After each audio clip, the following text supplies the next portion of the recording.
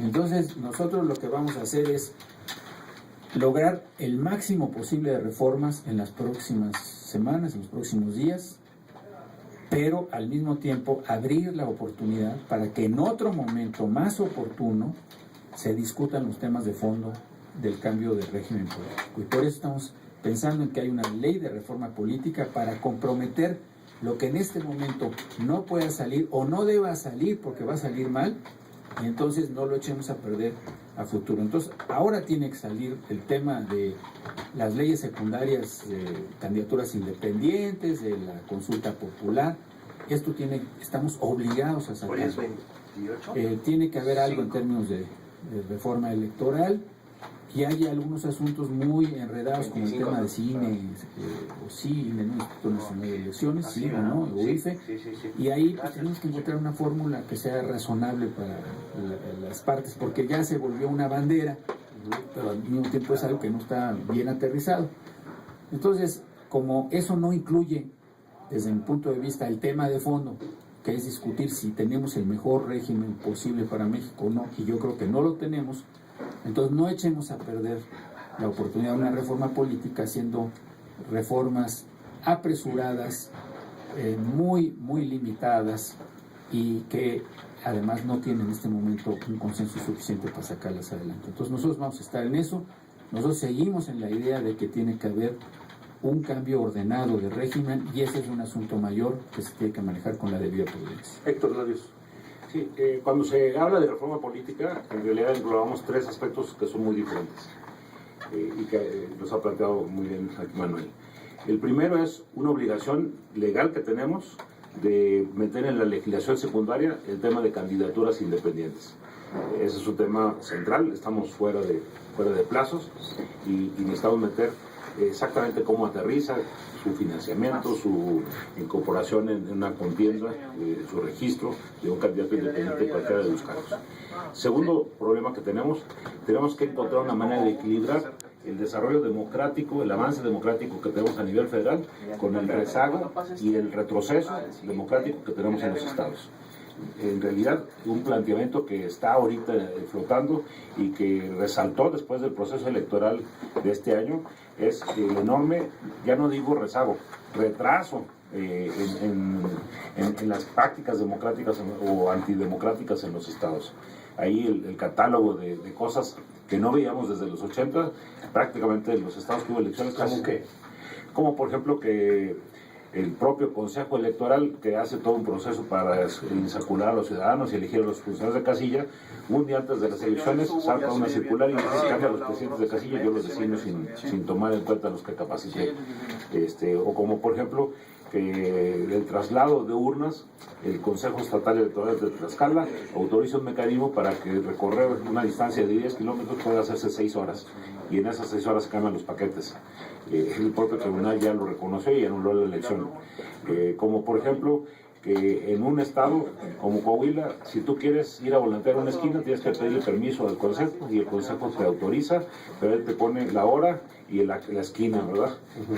O sea, retrocesos como en Baja California, en donde el propio consejo, con tal de quedar acreditado que sigue las órdenes de un candidato, desacredita su propio trabajo. Entonces, tenemos un avance que todos reconocemos a nivel federal y un terrible retroceso en los estados. Ese es el segundo tema que hay que resolver, y el tema que está planteado ahorita ahí es el que, al igual que en Canadá, exista un solo instituto que organice el proceso electoral, que se le ha denominado Instituto Nacional Electoral. Atendiendo de que ya varios de los elementos de organización de una elección se hacen a nivel federal. Todos compartimos el mismo padrón que hace el IFE, todos compartimos la misma credencial. El IFE en cualquier elección municipal, estatal, federal, administra el acceso a los medios de comunicación electrónicos. El IFE determina la ubicación de las casillas. El IFE determina la geografía electoral, las demarcaciones, las secciones electorales, los distritos. Y finalmente, a nivel federal también se hace la justicia electoral. Aunque hay tribunales estatales, todo el mundo se va a la instancia, a la sala regional del Tribunal Federal Electoral. El tercer tema que tenemos que resolver es hacer funcional a nuestro sistema político. El tema de las modificaciones que plantea aquí Manuel Camacho del régimen político.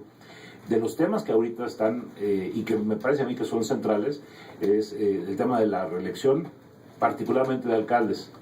Necesitamos ir dándole más poder abajo y menos poder arriba, aunque en el país estamos caminando exactamente en el sentido contrario. Y el otro tema que está en discusión es el tema de la segunda vuelta, que es un tema también muy polémico. Hay otras cuestiones, pero son las únicas dos que cambiarían o que atañen al asunto de rediseñar nuestro régimen político para que sea mucho más eficaz y que propicie el que haya gobernabilidad y que haya la posibilidad de construir acuerdos, pero también con contrapesos. No queremos regresar a las épocas en donde no había contrapesos y así nos ve. Senador Miguel Ángel Chico Herrera, desde el PRI, ¿cómo ven esto? Bueno, con suma seriedad, nosotros estamos en este momento en el Senado de la República, la Comisión de Reforma del Estado, la de Puntos Constitucionales, Gobernación, Estudio Legislativo Segunda y Justicia, viendo el tema de la reforma electoral o política electoral. Están ahí 36 iniciativas, no solo de esta legislatura, sino de 2 legislaturas anteriores, que están analizando la totalidad de todas ellas para ir llegando a acuerdos políticos al cual el Partido Revolución Institucional nos interesa llegar. Tomamos con mucha seriedad la iniciativa que presentaron en conjunto PAN, PRD y luego Acción Nacional, como partido la presentó. Son 2 iniciativas interesantes, importantes, y las otras 34 restantes también serán tomadas en cuenta. Sabemos que México vive una gran pluralidad, que los resultados electorales muchas veces son cuestionados. Entonces todos los partidos, todas las fuerzas políticas debemos de buscar llegar a acuerdos para que el ciudadano se sienta atendido. Si bien la democracia en el país ha sido cuestionada, pues que los órganos electorales tomen un papel que convenza a la ciudadanía. El Instituto Nacional de Elecciones se ha hablado que sustituiría al IFE, pero ¿qué va a pasar con los institutos electorales locales? O también si van a desaparecer, como se propone, los tribunales electorales en los estados, y que solo quedaría como juzgador el Tribunal Electoral del Poder Judicial de la Federación. ¿Qué va a pasar laboralmente? ¿Qué va a pasar operativamente? No es fácil en estos momentos llevar a cabo esta reforma política, pero los tiempos nos están marcando en las diferentes negociaciones dentro del Senado de la República. Independientemente de los acuerdos que pueda haber en el Pacto por México, pues el Poder Legislativo, el Senado de la República, tenemos una agenda que estamos buscando cumplir y llevar a cabo los acuerdos y las reformas que requiere el país. De acuerdo, desde el punto de vista de la sociedad, está David Domínguez, integrante del colectivo Reforma Política Ya. ¿Cómo ven? Yo pregunto y dejo la pregunta sobre la mesa. ¿Nos interesa tanto una reforma política? Es decir, ¿es del interés de la sociedad o es del interés de los partidos? Porque además, ahorita que comentaban, por ejemplo, lo del IFE, todas las fallas del IFE, pues el IFE lo han construido los partidos políticos. Y las reformas también las han hecho los partidos políticos. En fin, desde el punto de vista de la sociedad, David Domínguez. Gracias, buen día. Pues sí, justamente contestando a la pregunta, en el colectivo Reforma Política Ya, que representa ciudadanos y organizaciones de la sociedad civil, vemos con preocupación justamente que las propuestas que emanan de los partidos políticos lo único que hacen es fortalecer el sistema de partidos y no fortalecer la participación ciudadana. Identifiqué varias palabras clave en las posturas de los senadores de los 3 partidos principales en régimen político, en procesos electorales y ciudadanía, ¿no? Y justamente lo que estamos viendo es que no hay un cambio en el régimen político o en el sistema político mexicano, porque los que siguen teniendo el poder o detentando el poder son los partidos políticos.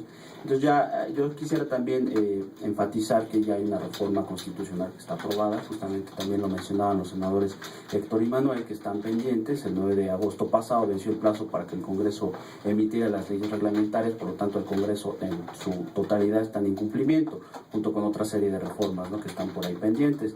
Eso para nosotros nos preocupa mucho porque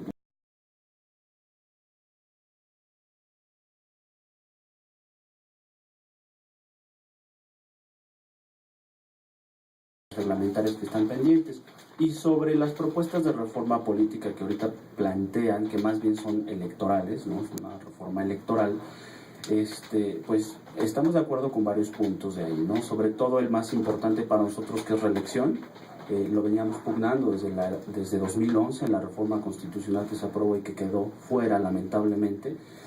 Vemos a este mecanismo de rendición de cuentas necesario, urgente, por supuesto, y que desde luego no vamos a estar de acuerdo en que se anteponga, sobre todo, una reforma constitucional para cambiar un régimen político o hacer otros planteamientos que podrán ser muy necesarios, pero que si no se cumple primeramente con lo que ya existe, pues es una gran incongruencia por parte de los partidos políticos, todos, no hay excepción, para empezar a impulsar sobre todo la participación ciudadana. Tiene que ser de abajo hacia arriba, no de arriba hacia abajo. Déjenme hacer una pausa, la primera pausa. Estamos platicando sobre esta reforma político-electoral para México y hay varios conceptos interesantes. Lo planteaba Manuel Camacho Solís. Necesitamos un cambio de régimen político.